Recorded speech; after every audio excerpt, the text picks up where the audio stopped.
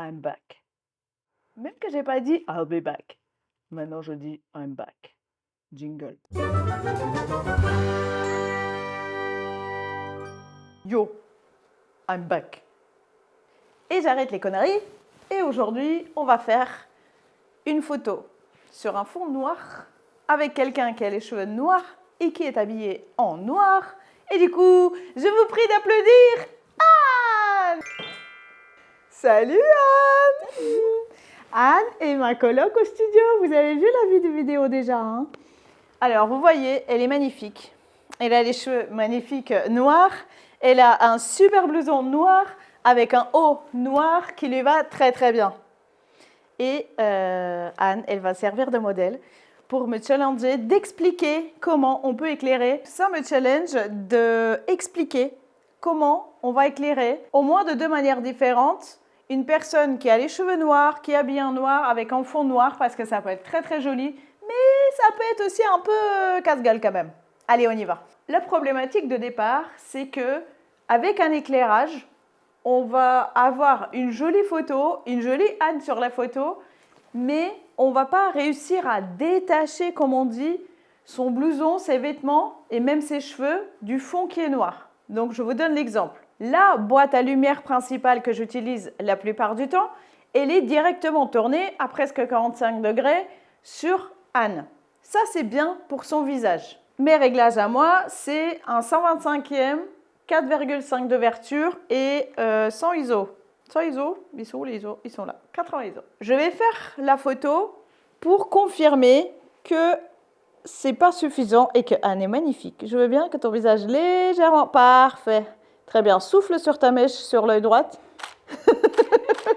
On a une super Anne qui est un peu dans le sombre, mais qui a un beau sourire.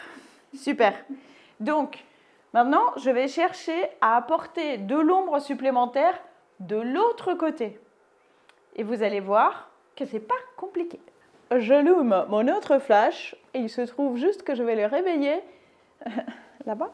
Je vais le réveiller avec le magnifique bouton Sleep. Oh, il se réveille. Je vais utiliser mon plafond qui est juste en face de l'éclairage principal. Et comme je ne veux pas que cette puissance elle soit plus forte que les lumières principales, je vais baisser à presque un diaph de différence. Elle est belle aussi quand elle ne sourit pas. Nous avons déjà un peu plus de détails sur le blouson. On voit le blouson, on ne voit pas les cheveux de Anne. Donc on va faire encore plus d'efforts pour apporter plus de lumière, soit sous un angle différent, je vais vous montrer, soit avec une puissance plus forte. Et on va commencer par la puissance. En tout cas, ça la rend enthousiaste. Parfait. Ah, on commence à avoir des brillances dans les cheveux, vous avez vu? Donc là, j'ai augmenté l'autre lumière d'un demi-diaph. Là, je l'ai augmenté à la même puissance que la lumière principale. Alors, légèrement le visage. Bah, parfait. Regarde l'oiseau. Ah, on a des cheveux. Et on a du cuir. C'est parfait. Comme vous pouvez le voir, on commence à avoir des détails dans l'habit et dans les cheveux. On voit un petit halo déjà se détacher.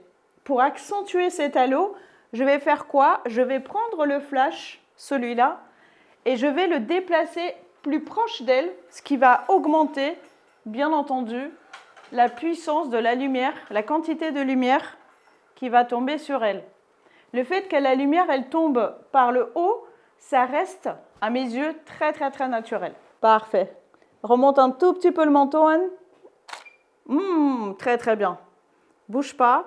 Là, pour améliorer cette photo que j'aime déjà beaucoup par rapport à la quantité de lumière, je vais déplacer cette lumière plutôt à 45 degrés face à Anne. Et vous allez voir que ça va changer la lumière sur son visage, mais aussi ça va apporter de la lumière dans le noir qui est derrière elle. Nickel. Regarde l'oiseau. Voilà, nickel. On a des cheveux qui brillent, on a du cuir, on a du relief. Du coup, pour résumer cette photo, même si on oublie comment on y est arrivé, la lumière principale, le modeler qui va éclairer son visage, il est à 45 degrés devant Anne. Il est à hauteur penchée vers elle. Et la lumière secondaire, elle est à côté de Anne, dirigée vers l'arrière et vers le plafond pour que la lumière qui va redescendre, elle soit douce et enveloppante sur l'arrière. Alors, en gardant la lumière principale au même endroit, on va essayer de trouver une autre technique que j'aime bien parce qu'elle apporte quelque chose de particulier, elle apporte quelque chose comme une impression que la lumière, elle vient de dehors. Donc, suivez-moi.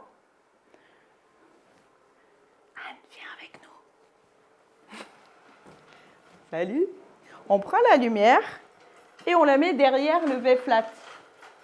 Vous savez, le V-flat, cet outil merveilleux qu'on fabrique tout seul. Donc, je mets la lumière derrière mon V-flat, dirigée vers le plafond.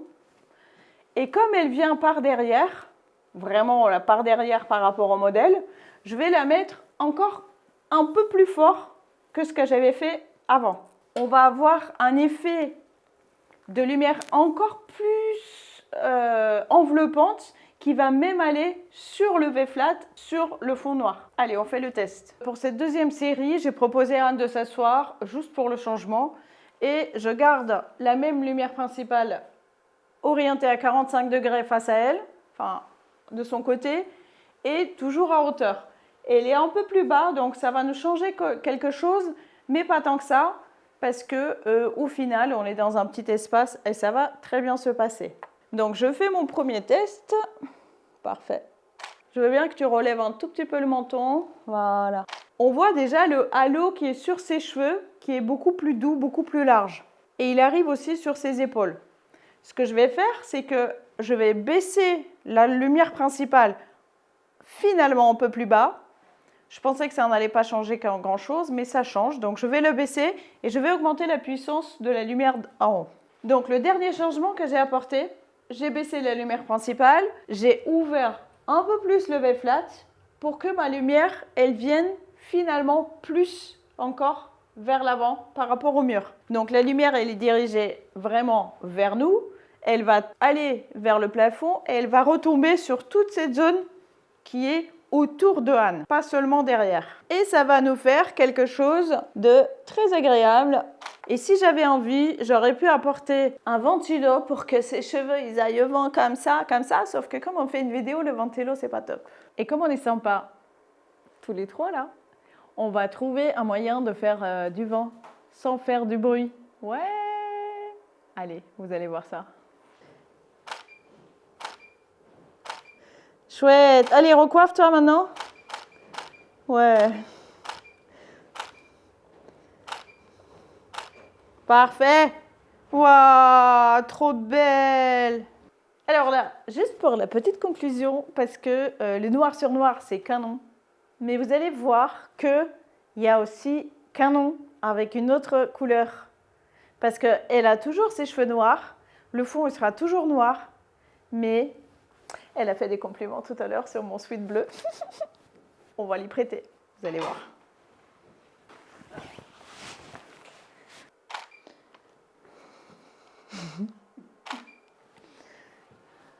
Ah, très bien. Regarde l'oiseau.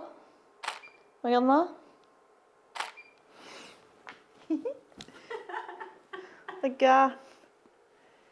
Donc la conclusion, c'est que quand vous avez un fond noir et vous devez photographier devant ce fond noir une personne avec des cheveux sombres noirs et une tenue noire, il faut placer d'abord sa lumière principale qui va éclairer le visage. Et en complément, il faut chercher à amener une lumière ambiante, souvent une deuxième lumière, ou alors avec peut-être des réflecteurs quelque part ou une fenêtre qui va vous apporter de la lumière supplémentaire pour pouvoir détacher les vêtements noirs, les cheveux noirs du fond noir. Ou alors improviser et apporter une touche de couleur dans les vêtements ou même dans les cheveux, pourquoi pas, pour apporter du peps à l'image. À très bientôt. Abonnez-vous, là. Salut!